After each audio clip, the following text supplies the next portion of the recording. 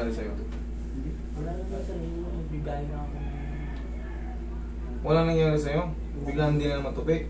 Mataas ang gout mo. Yung gout kasi, katulad yan, hindi ka nag-basketball na natapilo o na bigla na lang sumakit. Ano po? Paano? Sige. Yung una, pag-upo po, medyo may nararamdaman ako. Medyo may... Pero yung activity mo, anong ginawa mo? Po. Pero, nung time na hindi na ako naglalaro, pero doon ako nag-umpisa na. I mean, ganito kasi yan. Ang ibig ko sabihin, sir, nung nag-basketball ka, hindi naman siya sumakit. Opo.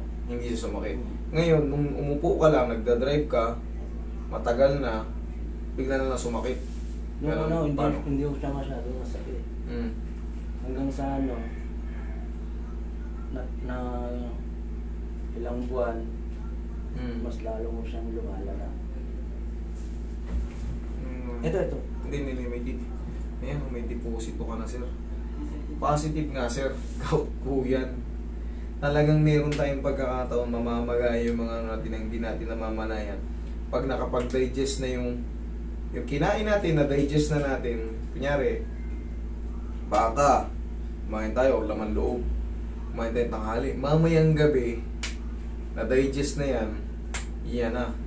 Kasi, ayan, may mga crystal ka na eh.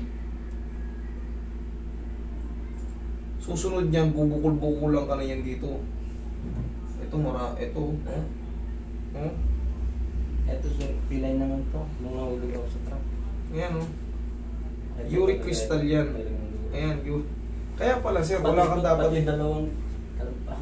wala kang dapat ipagtaka. Ayan, bumukol na yan sa mayan mo. Naging bunyon na. Dito kasi nagsisimula. Ayan, tandaan nyo yung uric. Parang feeling nyo umiinit yung dito. Kumikirot-kirot yung dito. Tapos magugulat ka, magang-maga yung tuhod. Susunod, magang-maga yung tuhod mo. Ano ba yung favorite mo? Hindi ka pa ba nagpa-check up? Matagal na siya. Ngayon, ipa-check up mo yan. Ano yan, kaya hindi mo matupi. Ganyan din yan, deposit ng uric crystal ang tawag dyan. Kaya ngayon, pag ginanyan mo, ayaw umabot. Kasi, dun sa loob, umipit, ganyan yun. Pagka may uric kayo, ibig sabihin may tama kayo sa liver. Pag may uric kayo. Kasi, liver ang nagkikreate ng uric acid na dapat, pag normal lang yan, ang kinikreate ng liver natin is amino acid para yun sa mga joint natin, para malaya tayo ganyan, sipa, ganyan, ganyan. Pero pag yun nga, nagkaroon tayo ng fatty liver, malakas tayo sa red meat, hindi tayo ganong nagpapapawis, yan na, sisirain yung liver natin. Pagka yun nga, nagka-fatty liver na tayo, kain tayo ng mga tuna, baka, baboy, laman loob, maaalat, mga tuyo, yari ka. Pagka nakapahinga ka na, kumain ka ng kinabukasan, kunyari gabi, kumain ka baka, tapos mga isaw-isaw. Pagkagising mo sa umaga, nagulat ka, may namamaga sa paa mo, may namamaga yung tuhod mo. Yun po yan, sir, kailangan nyo mapacheck up para maano. Kaya ng medication yan.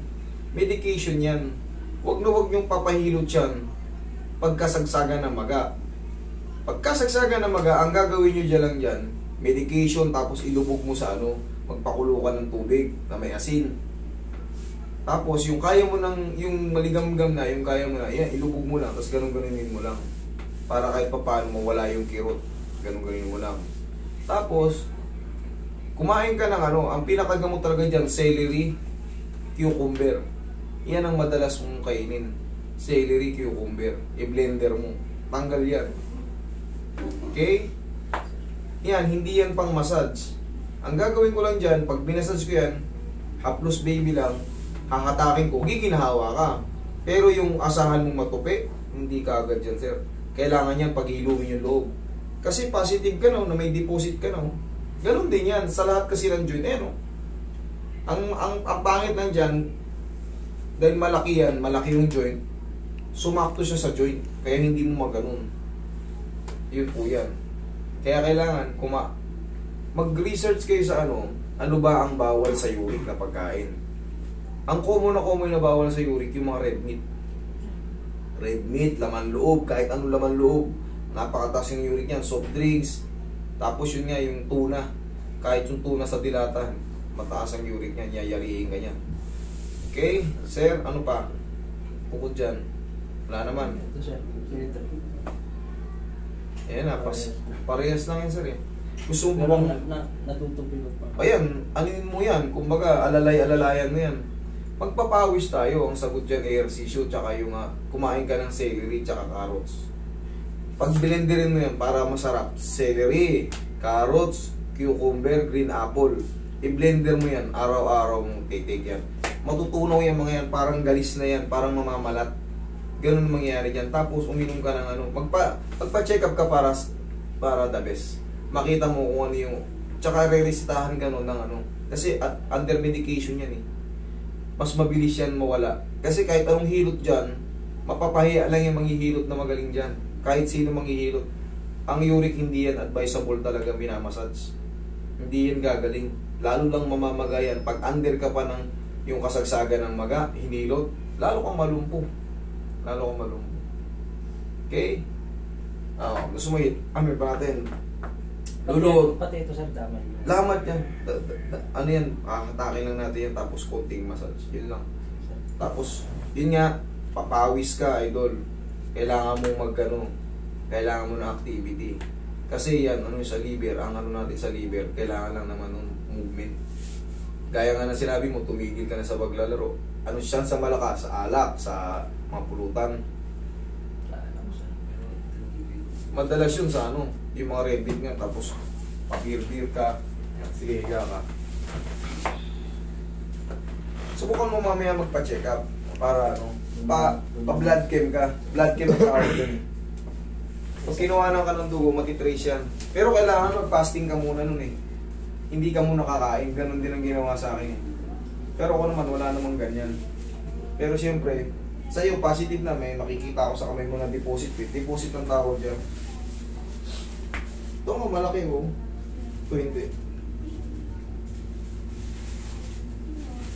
Magugulat ka na lang dyan. Mas mabilis mag-trigger dyan pag inipit mo siya.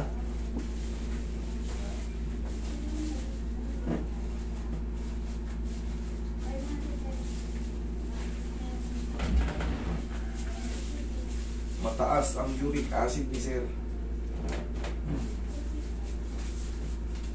Kailangan lang yan, adjustment.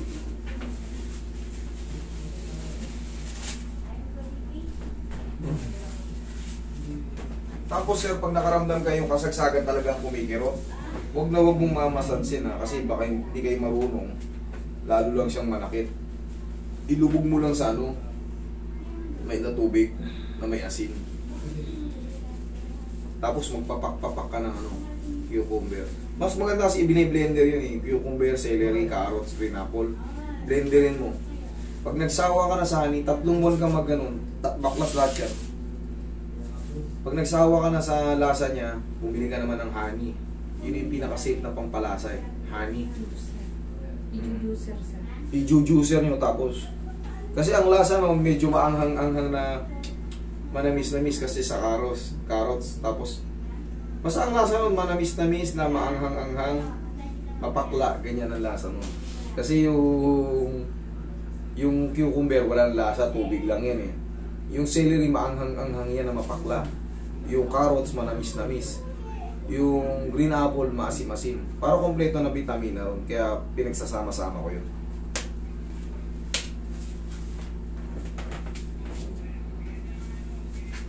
Baklas yung mga yan. Pati yan sa daliri mo. Mapapansin mo, mag-aano yan. Para siya mamamalat. Yung parang sugat na gumagaling. Gano'n na mangyari dyan. Kasi laki na ng bukol eh. Tapos, yan, makakalaya ka na. Tumigil-tigil ka muna sa mga karne. Sa mga high protein. Pag sa mga protein kasi, yan, dyan, malakas ang yan. Kasi nga, na yan eh, yung liver mo, baka nababalot ng taba. Kaya hindi makapag-produce ng amino acid. napapalitan siya ng mas malagkit yung uric acid niya. Yung uric acid, natatambay yun sa mga joint. Tapos, wala kang papawis. Siyempre, bubukol na siya. Magdideposit ko na siya. Wait, tingin pa. Tsaka pagka magmamassage kayo, parang ano lang yan, hapless baby. Hindi mo didiinan yung mga portion na masasakit. Ngayon, ganyan lang. Tandaan niyo yan mga trev, yung mga nanonood, yung iba kasi parang Android na. Bukol-bukol na yung kamay, nakakita na ba kayo nun? Yan, ganyan din naman nangyayari sa'yo. Yan may mga ano na yung daliri mo. Katagalan, pag hindi mo binago mo yung lifestyle mo, yung daily routine mo, ganun pa rin ang kinakain mo, ganun ang ganun. Kain ka ng kain ng mga laman loob, baka, baboy, yari ka dyan. Pwede ka sa manok, alisin mo yung balat. Pwede ka dyan, pwede ka sa isda, wag lang sa tuna. Tandaan mo yung tuna, tsaka yung mga dilis, tuyo, yan hindi pwede sa'yo. Kahit anong isda, maraming pwede sa'yo. Tsaka yung mga seafood, bawal ka muna ron. Taas ang uric ng mga yun. Control ka lang muna hanggat maaari, maggulay-gulay ka 3 buwan. Lalaya ka dyan. Kasi sa susunod niyan, ang pinaka-worst niyan yung liver cirrhosis. Yun ang mangangayayat ka na nun, parang maninilaw-nilaw. Yung iba rin ito, parang puputok yung balat. Kulay chok na yung na may parang nilaw-nilaw. Pumuputok na yun. Sobrang laki ng mga Ganon din ang mangyayari sa'yo, medyo bata-bata ka pa. Pagka naging worse. Pero huwag mo muna ipilit yung mag-basketball. Walking lang. Walking ka lang. Tsagain mo muna magpapawis ng walking. Ganon lang. Tanggal yan. Tapos, anong alak ba iniinom mo? Ha? Gin? Ang inumin mo yung kung talagang hindi ka matigil sa pag-iinom, kasi mahirap naman tumigil sa pag-iinom. Kailangan sa'yo brandy, idol. Brandy. Yan alak na pwede sa uric. Brandy. Huwag kang inom ng gin tsaka yung beer. Brandy. Basta brandy, pwede ka dyan. Hindi nakakadagdag ng uric yan. Pero baka ang pulutan mo naman isaw, pork chop na inihaw, tapos ka rin. Hindi ka nga hindi ka nakadagdag yung alak. Yarihin ka naman sa pulutan. Papaitan, nakaw. Igado.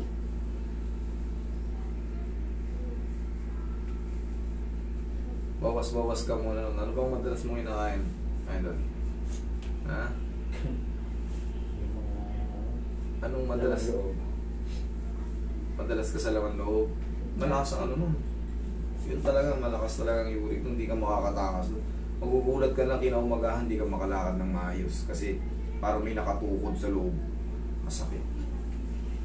Pero yun ang matatanggal dyan. Parang magaan itong pakiramdam mo yun. Tapos pag i-massage yan, yun nga, ulitin ko, pag under sa pamamaga, huwag yung i-massage ng yung portion na masakit. Ito yung portion na masakit, dito nyo patamaan sa kabila. Ganyan-ganyan nyo lang. Ganyan-ganyan nyo lang ang pao. Okay? Tingin po, Roy. Kasi, yung namamagang ligaments at mga tendons, once na dinihinan mo yun, lalo lang siyang mamamaga. Kaya dapat, huwag mo siyang patamaan. Pero kung wala namang pamamagana, ayan, pwede mo na lahat patamaan. Kumbaga, meron lang naiipit sa loob. Giginhawa ka kasi dyan malaking bagay. Pero mas the best dyan, inom kayo ng magpa-reseta, magpa-check up muna kayo, bibigyan kayo ng gamot niyan, anti-uric. Yan. Para mabilis kayong gumaling. Ang tulong lang nito, matanggal yung pagkaipit yung... Kasi once na namagayan mga ligaments, yung tendons, blood vessels, hindi na siya bumabalik sa dating hindi sa dating posisyon niyang 100%. Yung pinamagaan niya, lumaki, hindi na yun nagsisiro-zero. naglalaro na yun sa mga joint. Kaya pag tinapak ko masakit, ipit. Doon papasok yung mga mag-a-adjust.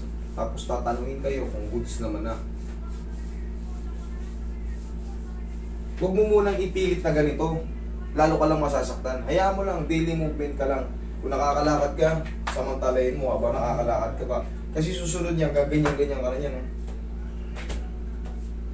Magpapak ka ng celery talaga, yan, pinaka-the best.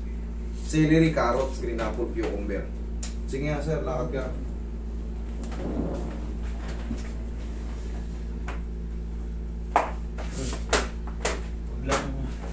Huwag lang talagang ipitin. Yan lang sir, ang may tutulong ko sa'yo. Guidance, tsaka konting alignment. Kaya nga sabi ko sa'yo, mas the best yan, medication.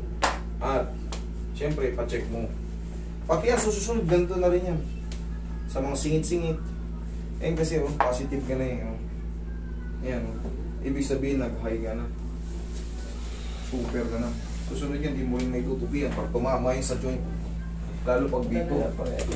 Ha? Oo, magkarang gagalisin yan eh. Hindi yung para magbabalat. Yun ang palatandaan na magbabalat yan. Para siyang sugat na gumagaling. Ganun. Okay? Tsaka huwag mo ipit-ipitin yan. Lilipat yan sa joint. Okay? Pinaka-the best, magpa-check up kayo. Magpa-blood chem ka para malaman mo kung gaano nakataas yan. Baka umabot ka na ng 500. Kasi ang range yan, 150 to 3